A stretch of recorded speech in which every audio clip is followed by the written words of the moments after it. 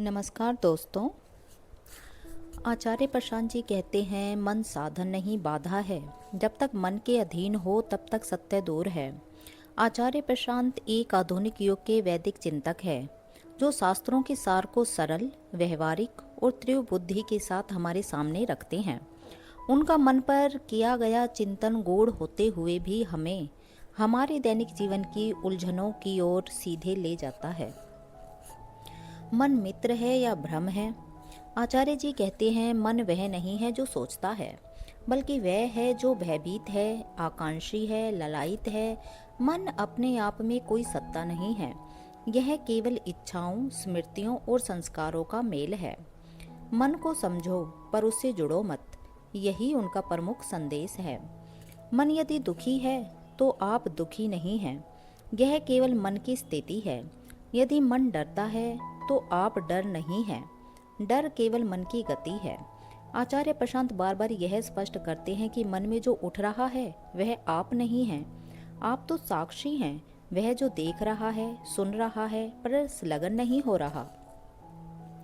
मन को सुधारना या पार करना। आचार्य जी किसी भी प्रकार के मानसिक सुधार के पक्ष में नहीं है।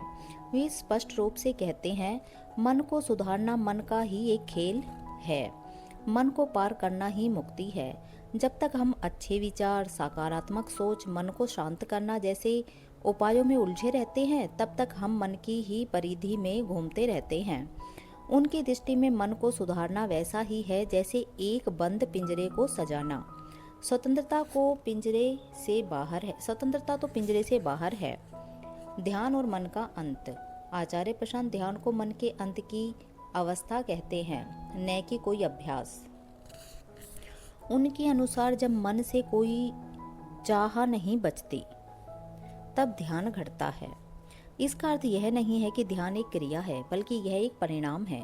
जब मन की सभी इच्छाएं, सारे भय, सभी माया रूपी धागे टूट जाए, तब जो मौन रहता है वही ध्यान है। मन से मुक्त जीवन। आचार्य प्रशांत कहते हैं कि मन मुक्त जीवन ही सहज जीवन है। ऐसा जीवन जिसमें न चिंता है, न भय, न अपेक्षा, न स्वार्थ।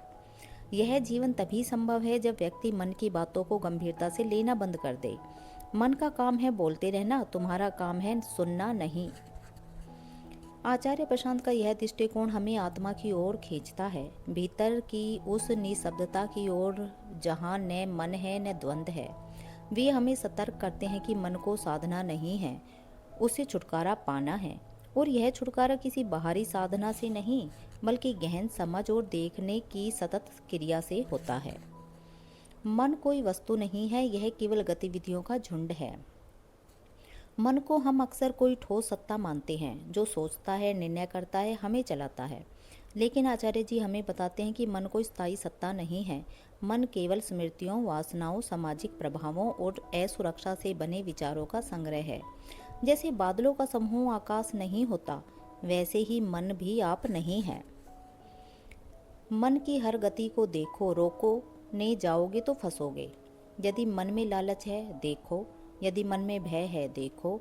यदि मन बार बार भूत या भविष्य में भाग रहा है, देखो। देखना ही साक्षी भाव है और यही मुक्ति की शुरुआत है।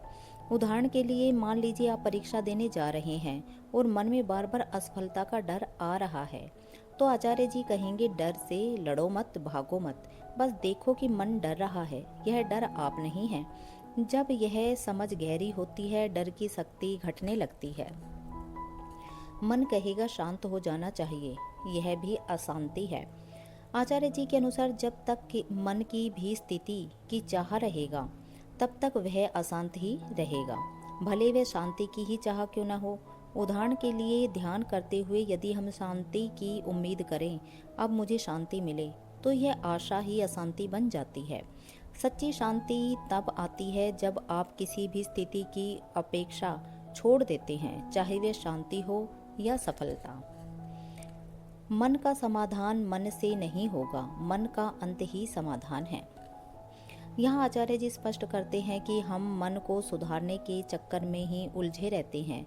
जैसे कोई शराबी यह सोचने लगे कि अब वह साफ सुथरी शराब पिएगा, सुधार का भ्रम है। मन को पार करने का अर्थ है उसके हर आवेग को पहचान कर बिना उसमें डूबे साक्षी भाव से देखना। मन केवल सामाजिक ढांचा है, आत्मा तुम्हारा स्वरूप है। जो मन से जिएगा वह बंधा रहेगा, जो आत्मा से जिएगा वही मुक्त होगा। जब आप अपनी गहराई से, अंतरात्मा से, मूल्यबोध से जीवन जीते हैं, तब आप समाज, डर, अपेक्षाओं के मनोविज्ञान से ऊपर उठते हैं। यही जीवन की सच्ची स्वतंत्रता है। मन को समझना, आत्मा को पाना है। जब आप अपने मन को अलग से देख पाते हैं, तब भीतर एक नयापन जन्म लेता है, जहाँ चुप्पी है, स्पष्टता है और प्रेम है। मन पर आधारित आचार्य प्रशांत के प्रमुख प्रवचनों का सार। मन की गति को समझो। मन कभी थकता नहीं, क्योंकि उसे अपने अस्तित्व की रक्षा करनी है। इस प्रवचन में आचार्य जी स्पष्ट करते हैं कि मन को अगर आप रोकने का प्रयास करेंगे तो वह और अधिक उग्र हो जाएगा।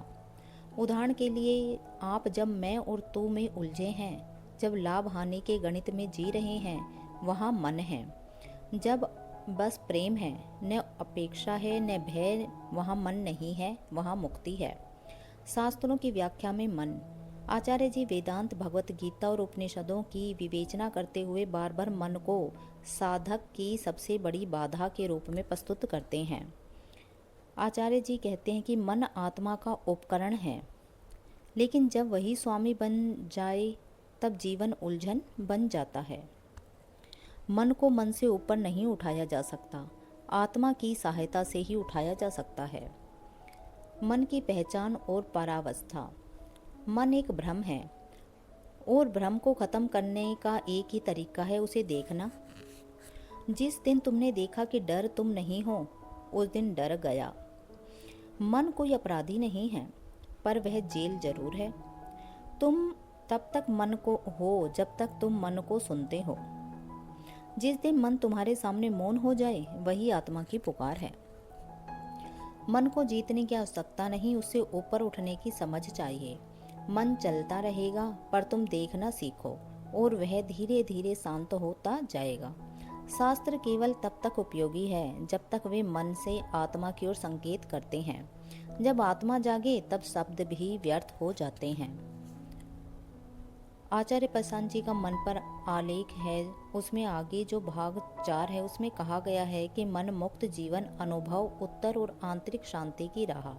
यह अंतिम भाग आचार्य जी ने के श्रोताओं के अनुभवों, प्रश्नोत्तर, शास्त्रों और मन से परे जीवन की झलकियों को समेटे हुए है, जहाँ विचार नहीं मौन बोलता है, जहाँ प्रयास नहीं दृष्टा भाव रहता है।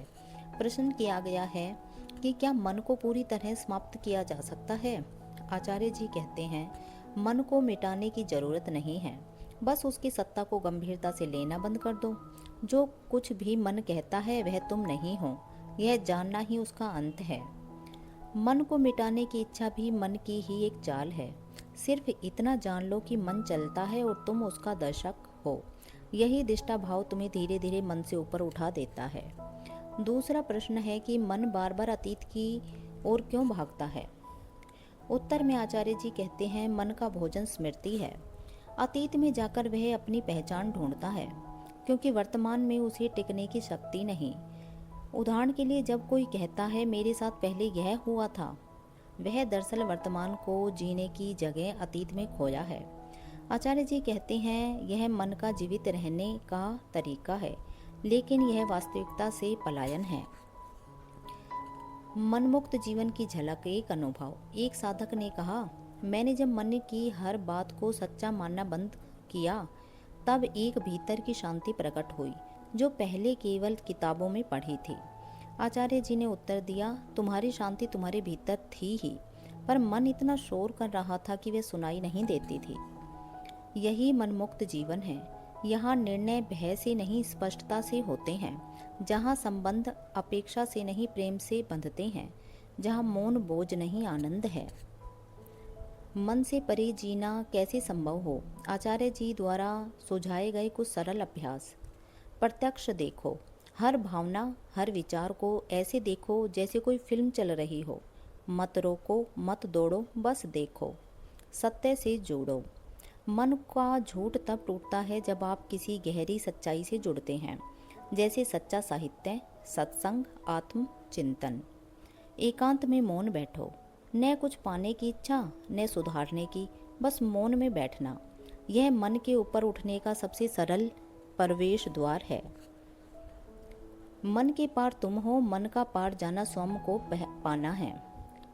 जब तुम यह देख सको कि जो सोच रहा है वह तुम नहीं हो, जब तुम डर, लालच, वासना और पीड़ा को बाहर से देख सको, तब तुम धीरे धीरे मन नहीं बल्कि स्वयं हो जाते हो।